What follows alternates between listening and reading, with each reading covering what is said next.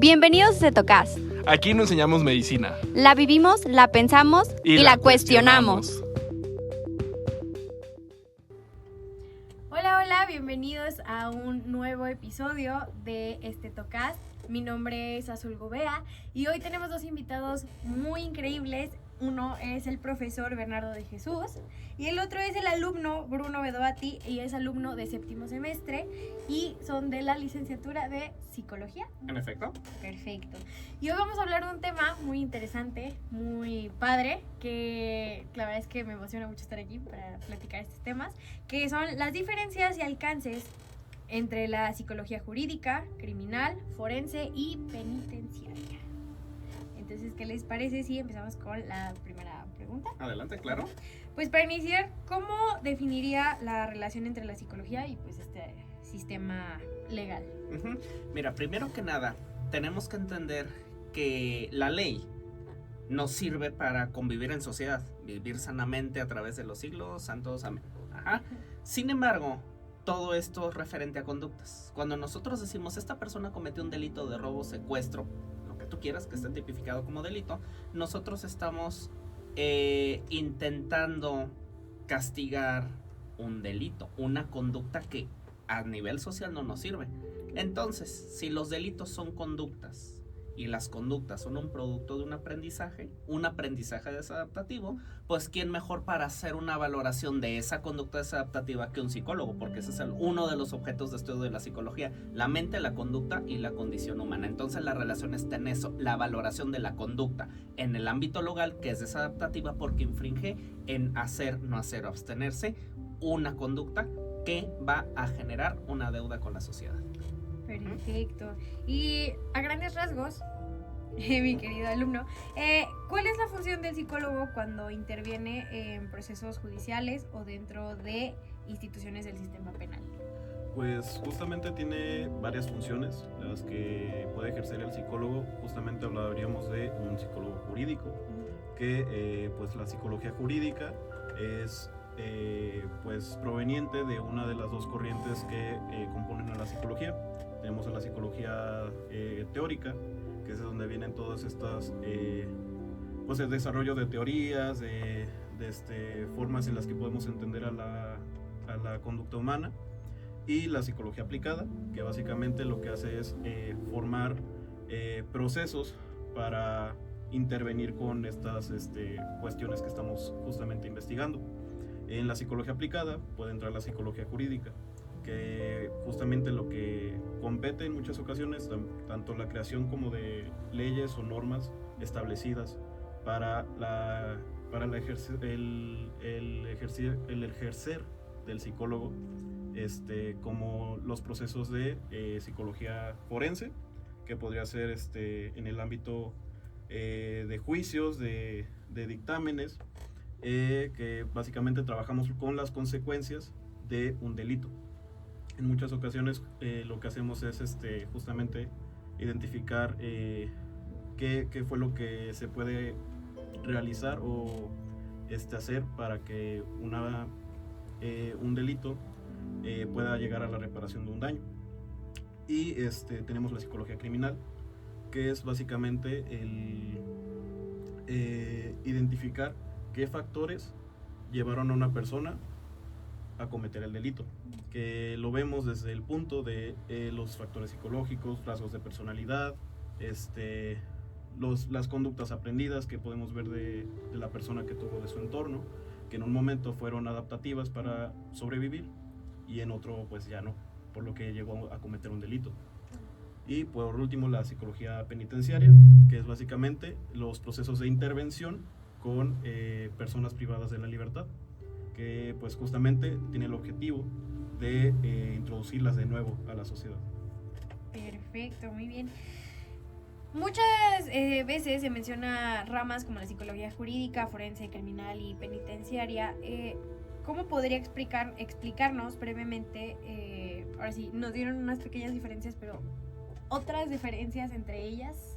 Sí, mira, primero cuando nosotros decimos psicología jurídica, es la rama de la psicología aplicada, como comenta Bedo, que compete al ámbito jurídico, por eso es psicología jurídica. Claro. Sin embargo, la psicología jurídica contiene las 3 subespecialidades, ese Claro. apellido de psicología criminal, psicología forense y psicología penitenciaria. Las 3 juntas son psicología jurídica, Claro. pero en efecto hay diferencias tanto a nivel teórico y práctico, que son las siguientes. Cuando tenemos la comisión de un delito, el que sea, desde robo a transeúnte, violación, secuestro, tortura, lamentablemente que va muy en alza en nuestro país y en Latinoamérica, todas las áreas de las ciencias criminológicas, ahí entra la psicología jurídica en carácter criminal. La psicología criminal compete todo lo que pasa en la mente del agresor, del comensor del delito, que lo orilló en tiempo, lugar y circunstancia a cometer ese delito que nosotros estamos analizando. Y ya, es de la comisión del delito hacia atrás, todo lo que conllevó al individuo a cometerlo. Luego tenemos la psicología forense, que es de la comisión del delito y la reconstrucción del hecho. Por eso el psicólogo forense hace dictámenes periciales, dictámenes psicológicos y perfiles victimológicos. A nivel de perfiles ahí también hay una diferencia. Ajá. El psicólogo criminal hace perfil del criminal, el psicólogo forense hace un perfil victimológico, y la diferencia es esta: forense Va de todos estos procesos que son esenciales, como podemos ver. La mirada de psicólogo jurídico podría incluir incluso la madurez mental que tiene el sujeto para estar consciente del delito que cometió, porque puede que no sea así. Podemos hablar de situaciones en las que, por ejemplo, se cometió un delito y hablamos de adolescentes, hablamos de personas con alguna discapacidad y no necesariamente pues ameriten el mismo castigo que necesite una persona que estuvo consciente completamente del acto que cometió. Entre otras cosas, el no estar consciente al momento de cometer el delito, pero puedes estar consciente de que había una situación que te pudo llevar a cometerlo. Ok. Un ejemplo que veíamos mucho en clase fue el de una persona, no sé qué tanto se puede hablar aquí de ese tipo de cosas. A lo mejor censuraremos un Sí, poco, pero censurar un adelante, poco la adelante. situación. Cometió un delito en un brote psicótico. Al regresar en sí, pues se da cuenta de que lo cometió, y la situación fue esta. Él padecía alguna situación de salud mental en la que necesitaba un proceso no solo de abordaje terapéutico, sino psiquiátrico. Él, estando plenamente consciente de que necesitaba el abordaje psiquiátrico, decidió no tomarlo. Entonces, hablamos de lo que, o sea, cometiste un delito sí en un estado en el que no estabas consciente, pero estando consciente que necesitabas esa regulación, ¿Y no aceptarla? no aceptarla. Entonces, ¿qué grado de responsabilidad tiene la persona Sí, claro. de acuerdo a la conciencia que tiene del delito? Ok. Bueno. Y bueno, ahorita yendo en este mismo paso, quiero pasar a otro bloque, Ajá. que son como retos y experiencias profesionales. Y la primera pregunta es, pues, desde su experiencia, ¿cuáles son los mayores desafíos éticos o emocionales que enfrenta un psicólogo en estos contextos? Mira, a nivel ético, primero que en términos generales las ciencias forenses y criminológicas en México y Latinoamérica son relativamente nuevas. Entonces, como ya lo señaló Bedo, hay mucho desconocimiento, mucho misticismo al respecto, y la gente que le interesa pues no sabe cómo formarse y cómo llegar a los espacios para trabajar. Entonces, desde un punto de vista ético, por eso ahorita hice énfasis cuando hablábamos de las diferencias de las 3 áreas de la psicología jurídica, que creen que con estudiar psicología y llevar 2 o 3 materias del área criminal, forense o penitenciaria, pues ya puedo ejercer Ok, como eso psicólogo no. criminal forense. Y no, esas bases te sirven para que las conozcas, trabajas de manera interdisciplinar y que si te interesa, pues entonces te conformas de esa área. Entonces, a nivel ético, hay mucho profesionista que ejerce un área que no le corresponde nada más porque llevó 3 materias. Y voy a ser justo, en México, Latinoamérica, no hay muchas áreas o muchas escuelas que ofrezcan estas subdisciplinas para estudiar. Por ejemplo, ustedes pueden hacer una búsqueda muy rápida en internet de dónde estudiar psicología criminal y forense, y afortunadamente ahí sí hay de dónde sacar. El problema es en la psicología penitenciaria. No hay un REBOE en México que diga, aquí en esta escuela virtual, híbrido, presencial, puedes estudiar la especialidad de psicología penitenciaria. El 100% de los casos, y me arriesgo a decirlo así, son psicólogos clínicos o de la salud. Y hay unos que dicen, ay, mira qué poco ético es que no hay. O ponemos un clínico o nos quedamos sin nada. Ajá, entonces de entrada sería eso, que lamentablemente el sistema, al ser muy nuevo en este aspecto de incorporar la psicología jurídica, fuerza a los profesionistas de la salud mental a meterse un área donde a lo mejor sí pueden dar resultados, pueden ser éticos, pero con esta filialidad, pero te falta.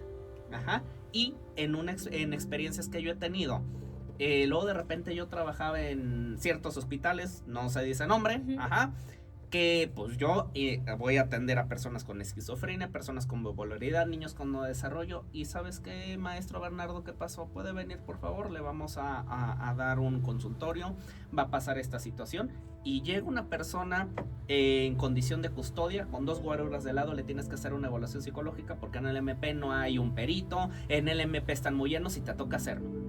Y yo ok, entonces viene también esta parte, el hospital no es un espacio jurídico, entonces no va a estar en las mismas condiciones de seguridad, ni tampoco en las mismas condiciones para llevar a cabo un proceso que en esencia es el mismo, pero que sí tiene sus sutilezas. Por ejemplo, en el Ministerio Público, por seguridad tanto del evaluador como de la propia persona bajo custodia, está encadenada. Se escucha feo, pero pues está encadenado, no hay otra forma de decirlo.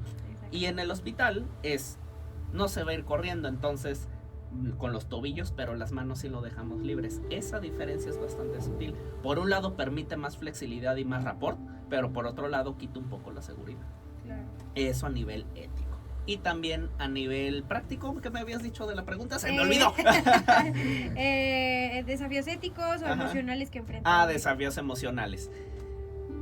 En la experiencia, o al menos en la experiencia que yo he tenido en el ámbito jurídico, podemos ver victimarios que de verdad no saben lo que estaban haciendo, pero que no supieran al momento de cometer el delito, que no saben lo que hacían, no significa que no les vamos a impartir justicia. Claro. Ajá.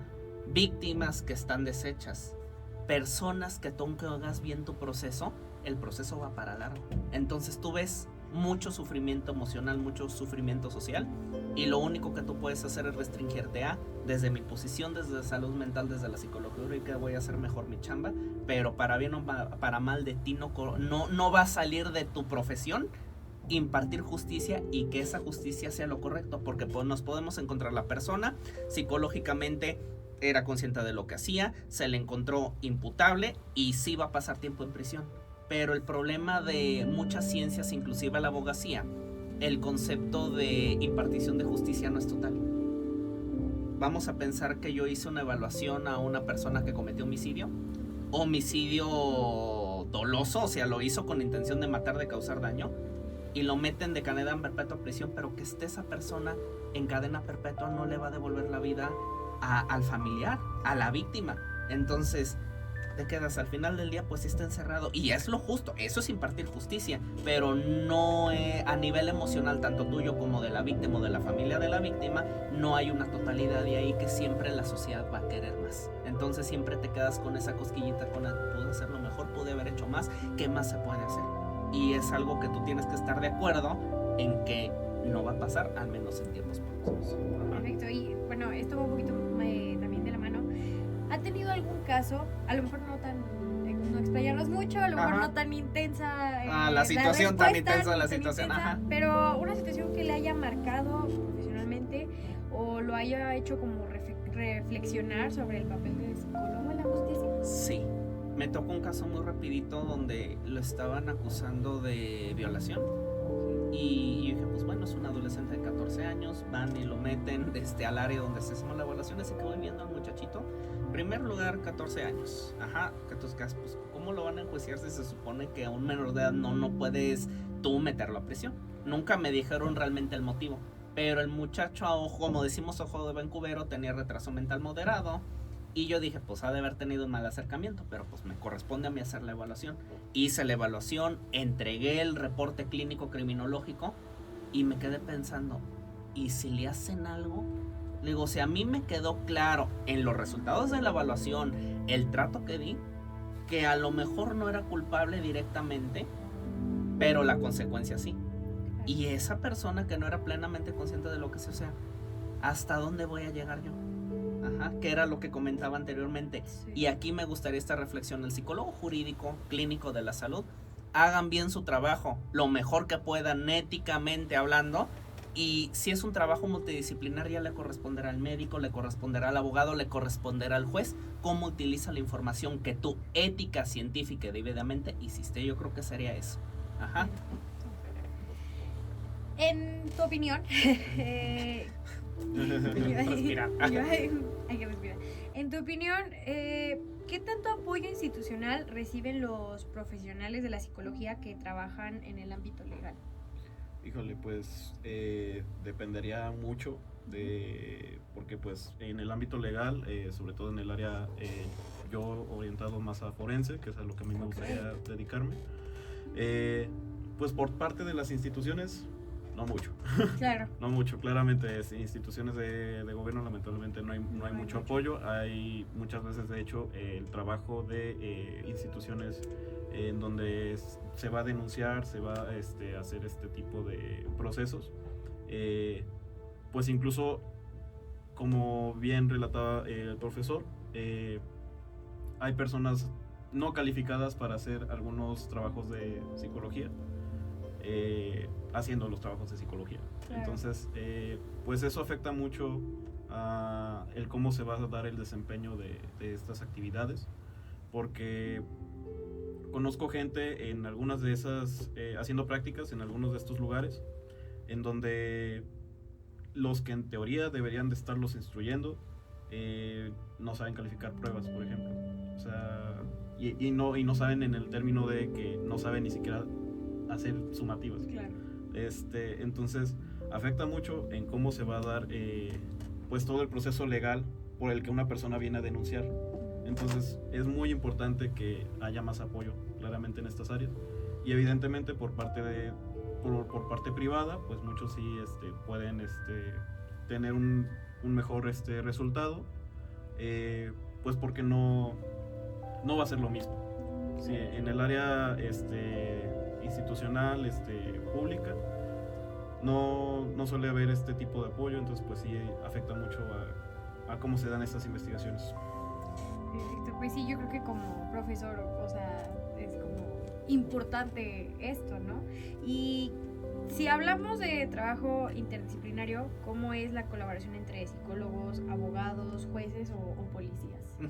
Va a depender mucho del área de la psicología jurídica a la que nos estemos desarrollando. Ajá. Por ejemplo, yo soy psicólogo criminal, aquí Bedo quiere dedicarse a la psicología forense, aunque ambas, volvemos a repetir, criminal, forense y penitenciaria son en conjunto psicología jurídica, pues el campo de acción, la formación y con quién vas a trabajar es diferente.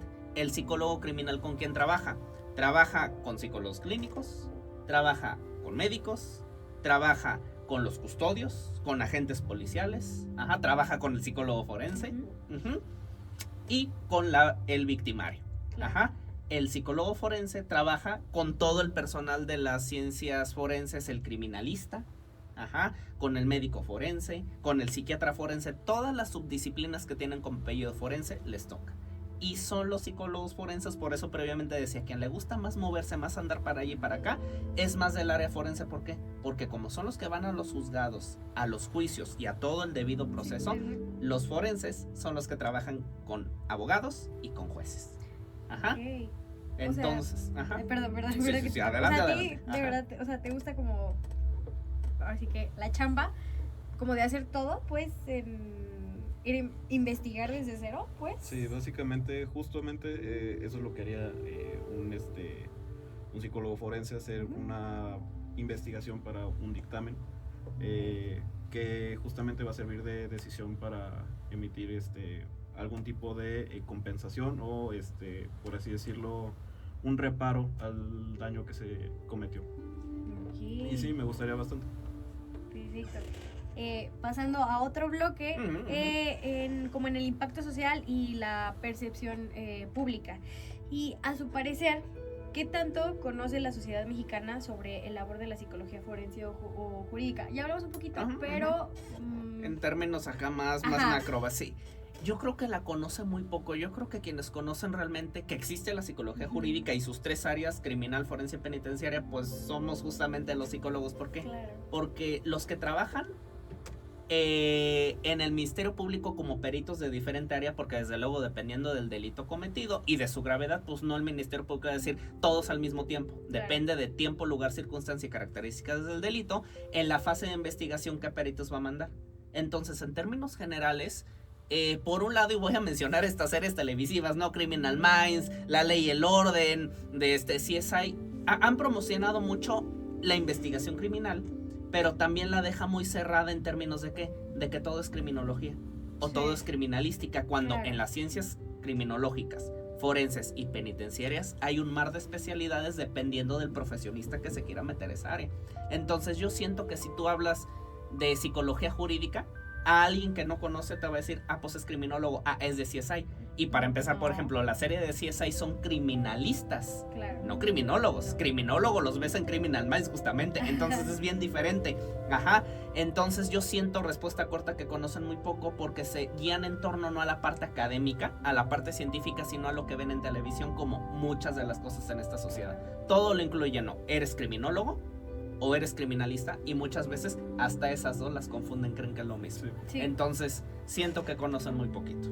Sí, la verdad, yo me incluyo, por eso yo quería estar aquí. Yo puse esta pregunta. No, realmente yo me incluyo porque, pues sí, o sea, realmente no hay mucho de esta área. La verdad, a mí cuando me dijeron de que va a tratar de este tema, es como, o sea, sí, no es criminología, o sea, va más allá y hay más áreas involucradas en todo esto como para llegar a... Se me olvidó el término, pero pues conocer un poco más acerca del caso y justo lo que decían de que cómo para surgir o hizo esto, pues la persona. Sí, conocer los motivos, causas, razones, contexto que pues llevó a la comisión del delito y que tiene una consecuencia jurídica. Claro.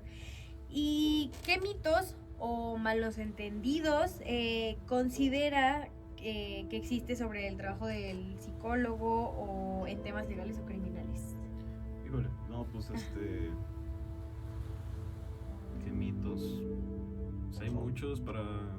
No sé si ¿Mitos alguno? Primero, y va de la mano, una con la pregunta que acabas de mencionar, y muy seguramente yo creo que profundaremos más un poquito más adelante, que el criminólogo puede diagnosticar.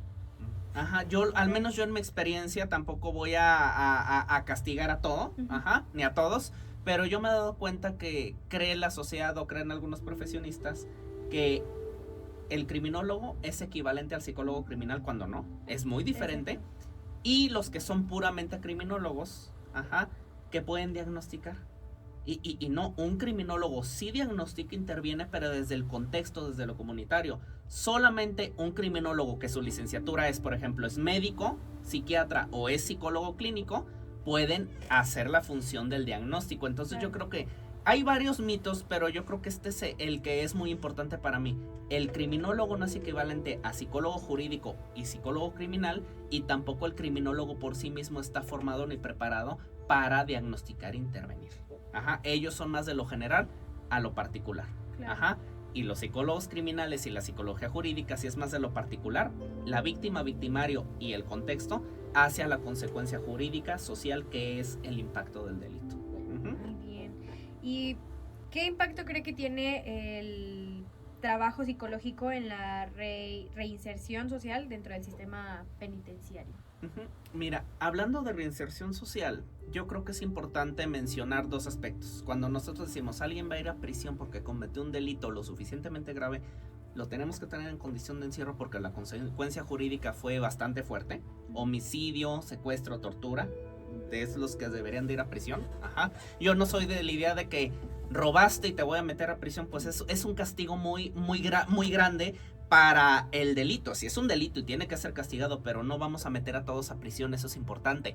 A prisión deberían de ir muy pocas personas, los que sí cometen delitos muy graves, donde hay vidas en juego, pérdidas de vidas. Dicho esto, es importante mencionar el aspecto siguiente. el psicólogo lo que tiene que hacer en este ámbito es entender en la reinserción social, si ya conocemos a nivel criminal, forense y estamos en el ámbito penitenciario, si ya conocemos las características que en sumativa llevan a que una persona cometa un delito, y esto es importante que lo entendamos para los que nos están escuchando y viendo. Si una persona viene de una familia negligente, palomita, tiene cierta carga genética, palomita, tiene un daño cortical, palomita, no fue a la escuela, palomita. Si una persona reúne todos los factores de riesgo, no se va a convertir en un criminal, porque al final del día tenemos conciencia, tenemos capacidad de elección. Pero si ya sabemos que ciertos factores de riesgo aumenta la probabilidad que un individuo cometa un delito, lo prevenimos. Tenemos tanta cantidad de personas en prisión, tienen unas características que los orillaron a cometer un delito. Allá afuera en la sociedad hay otras miles de personas. Si ya sabemos que aumenta la probabilidad de cometer delitos y que los causan, lo prevenimos. Ahora sí, en la reinserción, si ya sabemos qué características tiene el individuo, hay características que podemos cambiar. Por ejemplo, la función del psicólogo penitenciario es que desaprenda la conducta desadaptativa llamada delito y que aprenda conductas adaptativas. Por eso luego vemos mucho que los ponen a hacer ejercicio, que les enseñan cierto oficio, cierta carrera técnica, porque la idea es hacerte consciente de que cometiste un delito y generaste una deuda con la sociedad. La tienes que pagar tiempo en prisión o en un sistema penitenciario, pero durante el tiempo que dure su sentencia, darle habilidades sociales para cuando salga no sea un reincidente. Esa es la verdadera reinserción social, no nada más 5 años y que Diosito lo protege en esos 5 años, va a salir igual o hasta peor. Ajá, entonces de eso se trata la reinserción. Sí, darle como herramientas, pues. Ajá. Ok. ¿Y cómo logra un psicólogo? Ahora si ¿quién me quiere responder esto? Porque siento que es a lo mejor algo general. ¿Cómo logra un psicólogo mantener la empatía sin involucrarse como emocionalmente de más en los casos que se llegan a atender?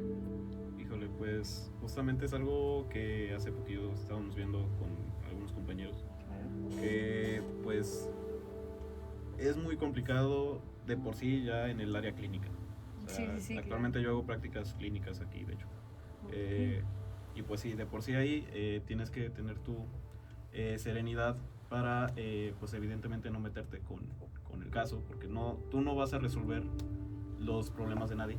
O sea, tú vas a dar herramientas para que ellos puedan resolverla por su cuenta, porque pues por algo vendrían a terapia. En el área, pues con criminales, con víctimas también, pues evidentemente van a ser casos en su mayoría mucho más fuertes de lo que llega a clínica, y va a ser muy complicado justamente el hecho de que pues sí tienes que tener, hasta cierto punto tienes que tener empatía con los dos, o sea, tanto con el victimario como con la víctima. Y hay que saber justamente diferenciar eso de pues evidentemente de tu vida personal. Aprender a dejar pues el trabajo en el trabajo y tu vida pues aparte, y sobre todo pues mantener la mayor objetividad posible, porque pues justamente pueden llegar delitos que a nosotros nos muevan. Claro. O sea, que digamos, oye, yo por más objetivo que tenga que ser, pues va a haber algo que me mueva, y ser lo suficientemente pues no diría inteligente, pero capaz para decir yo no puedo con este caso, ¿no? Claro. Creo que es lo más importante, porque al final de cuentas todos somos humanos, y pues va a haber cosas que decimos, ok, aquí se pone en peligro mi integridad, mi objetividad y mis capacidades profesionales. Ser consciente de que pues no podemos con todo, ¿no? Sí, claro, y o sea, creo que he escuchado como esa persona de que tener mucho estómago como para aguantar ese tipo de cosas, y justo, o sea, separar el trabajo con tu vida diaria para, pues sí, o sea, hasta cierto punto quiero pensar que pues sí, o sea, de alguna manera te llega a involucrar, no sé, pensamientos o así de ese caso, ¿no? Sí, yo creo que es importante lo que menciona Bedo, de hacer esta separación. A veces suena muy frío, de lo de casa en casa, lo del trabajo el trabajo, pero yo creo que esto último con lo que finaliza es, pues somos humanos, no somos robots. En todas las profesiones, sobre todo en las biomédicas, nos enseñan estos son los protocolos, estas son las normas de la Ley General de Salud, por ejemplo. A nivel jurídico es esto, y pareciera como que tenemos que así, y como estos caballitos de competencia que están así tapaditos para ver de frente, somos seres humanos. Nos podemos sentir mal por la víctima, nos podemos sentir mal por el victimario, inclusive en contrapartida, ¡ay, se lo merece! Inclusive hay gente que yo he escuchado, profesionistas, la víctima se lo mereció, se lo ganó y te quedas. Nosotros no estamos para juzgar esa parte. Tenemos que ser empáticos en el sentido, tenemos una persona delante, víctima o victimario, que ha sufrido las consecuencias de vivir en una sociedad que está enferma, y de eso también se trata la empatía en este ámbito jurídico, es entender al individuo porque lo hizo.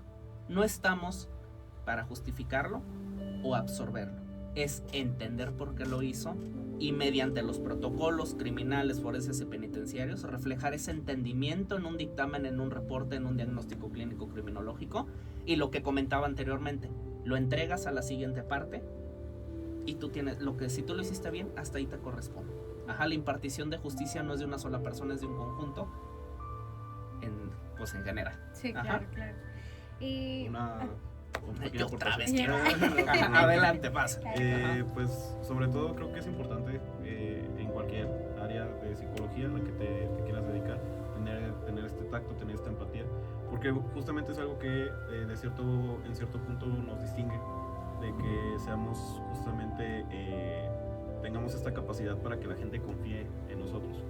Estamos hablando de que en estos ámbitos, tanto en las instituciones a donde van las víctimas como las instituciones a donde van los victimarios, ya está repleto de personas apáticas, porque por muy feo que suene, pues se tienen que desensibilizar porque no están capacitados para tratar tantas cosas. Entonces ya venimos en lugares en donde muchas veces estos procesos se hacen con una frialdad y con una con una apatía muy, muy fuerte. Evidentemente tanto víctimas como victimarios se van a sentir más aislados, más alejados y marginados de lo que ya se sienten. Entonces es muy importante mantener justamente esta parte para que evidentemente como lo vimos, sin que nos carcoma también, sin que se voltee contra nosotros, pero mantenerla porque pues es algo que todos los necesitan. Claro. Oigan, pues ha sido un gusto estar aquí, contar con su participación, tanto de un alumno como de un profesor. La verdad es que esta plática estuvo muy interesante. Me llevo cosas muy interesantes, cosas que realmente yo no sabía, lo mencionábamos. Pues sí, mucha gente cree que lo criminal es como, o bueno, la psicología criminal es como la criminología, y pues no. Entonces, para cerrar, ¿qué mensaje final le deja pues a quienes nos están escuchando, nos están viendo, todo eso, la importancia de la psicología en la búsqueda de la justicia? Yo creo que más que la búsqueda de la justicia, siendo la psicología jurídica una herramienta o una llave para llegar a ella, si hablamos a lo largo de este podcast sobre elementos que distinguen a la psicología jurídica en su área criminal, forense y penitenciaria de otras áreas de conocimiento como la criminología o la propia abogacía, yo creo que es importante como sociedad que todos seamos agentes de cambio. La gente que comete delitos, nadie nace siendo malo. Es en el desarrollo de la sociedad que aprendemos conductas que nos permiten sobrevivir, pero esa supervivencia no genera un bienestar real para el individuo ni tampoco para la sociedad. Entonces, seamos psicólogos jurídicos, seamos médicos, seamos abogados, bien lo dice Bedo, las víctimas y los victimarios llegan a espacios donde la empatía no existe. Tenemos, y este es el mensaje, sean o no se dediquen al área jurídica, sean la puerta de esa persona que piensa que ya no tiene salida. Muchísimas gracias, profesor Bernardo, muchísimas gracias, alumno Bruno, muchas gracias por haber venido, esperamos que les haya gustado mucho el capítulo de hoy, y pues nada, unas palabras, ¿no quieres decir algo para terminar? Pues igual, comparto mucho la visión de justamente, pues que absolutamente todos tengamos esta capacidad de ser un espacio seguro para la persona que lo amerite y pues hacer más presión para, sobre todo en general, al llamado de que haya más personas dedicadas a este campo, porque lamentablemente pues no es muy abordado. O sea, tanto la regulación de nuestros haceres como las personas que tienen que hacer la parte aplicada, creo que justamente se necesita más gente, se necesita una nueva visión sobre este tipo de procesos. Y pues nada, creo que sería eso básicamente. Pues bueno, muchísimas gracias de nuevo, profesor Bernardo, Bruno. Muchísimas gracias por haber venido, por venir a explicarnos todo esto. Yo me llevo un gran mensaje de todo esto, la verdad. Y pues nada, muchas gracias y hasta luego. Muchas gracias, hasta luego. Gracias. Bienvenidos a Cetocast. Aquí no enseñamos medicina. La vivimos, la pensamos y la cuestionamos.